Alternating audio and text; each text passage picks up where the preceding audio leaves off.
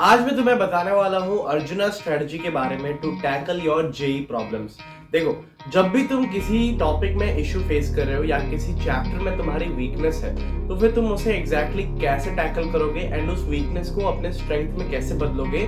This is what you learn from this video. देखो, पुराने जमाने में महाभारत के समय अर्जुना को जब गुरु द्रोण ने पूछा था कि तुम्हें दूर उस पेड़ में क्या दिख रहा है एग्जैक्टली, उन्होंने आसपास का सारा एनवायरनमेंट को छोड़ दिया। वो पेड़ के ब्रांचेस, उसके लीव्स, आसपास के और भी जो पशु पक्षी थे, उन सब चीजों को छोड़ के वो सिर्फ और सिर्फ अपने एक लक्ष्य पर फोकस कर रहे थे, वो थी उस चिड़िया की आंख। उसी तरीके से अगर तुम्हें अपने किसी टॉपिक को स्ट्रॉन्ग बनाना है एंड उसमें तुम्हें अपने वीकनेसेस को फाइंड करके उनको फिक्स करना है, then you need a single pointed focus. तुम अगर अपने टेस्ट एनालिसिस के समय देखोगे कि तुम्हारे रोटेशनल मैकेनिक्स के चैप्टर में वीकनेसेस है एंड तुम बस यही नोट डाउन कर दोगे कि मेरे को अपना रोटेशनल मैकेनिक्स ठीक करना पड़ेगा, तो मैं तुम्हें गारंटी देता हूँ तुम्हें ठीक करने के लिए बहुत ज्यादा समय लग जाएगा, या तो तुम कभी उसको ठीक कर नहीं पाओगे। रादर अगर तुम सिंगल वे में पॉइंट आउट करो कि यार मेरा रेडियस ऑफ गायरेशन में दिक्कत आ रहा है, मैं 3D बॉडीज का जो मोमेंट ऑफ इनर्शिया है उसको मैं गलत निकाल रहा हूँ, मैं रोटेशनल मैकेनिक्स में नहीं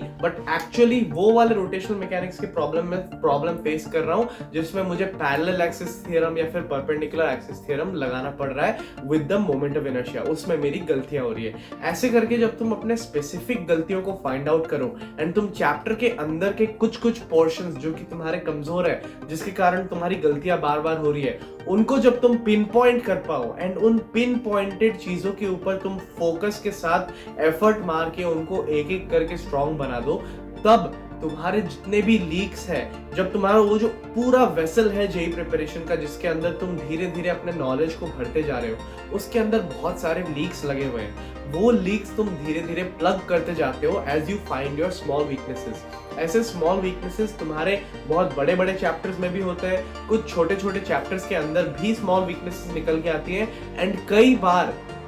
बार तुम्हारा कोई एक chapter as a whole complete weakness होता है। कोई चैप्टर जो तुम्हें किसी ने अच्छे से शायद पढ़ाया नहीं, तुम्हारे कोचिंग में उसको बहुत जल्दबाजी में स्किप करके पढ़ा दिया, वो चैप्टर तुम्हारा as a whole complete weakness बन जाता है, जिसके कारण एक बड़ा होल बन जाता है। जो तुम नॉलेज पोर करते जा रहे हो वो निकलते जा रही है, क्योंकि वो पुराने चैप्टर में तुम्हें एक्सपर्टीज की जरूरत है ताकि तुम फ्यूचर के अच्छे चैप्टर्स को बहुत ही बढ़िया तरीके से समझ पाओ। बट तुम्हारी दिक्कत उस छोटे चैप्टर के कारण आ रही है जो तुम्हारा पूरा पढ़ाई को पल्यूट कर दे रहा है। अगर तुम्हें आगे बढ़ना है और तुम्हें बेस्ट बनना है, तुम्हें स्ट्रॉन्गेस्ट बनना है, तो स्ट्रॉन्गेस्ट सिर्फ और सिर्फ तुम पॉजिटिव एफर्ट से नहीं, जो तुम्हारे नेगेटिव एफर्ट्स माइनस होते जा रहे हैं वो माइनस को रोको, नेगेटिव होने से रोको और सारे वीकनेसेस को प्लग कर दो ताकि वहां से पानी ना निकले एंड उसी तरीके से तुम्हारा अपने आप 30, 40, 50 मार्क्स तक का इंक्रीज हो जाएगा in your JEE mains paper जो कि अपकमिंग है।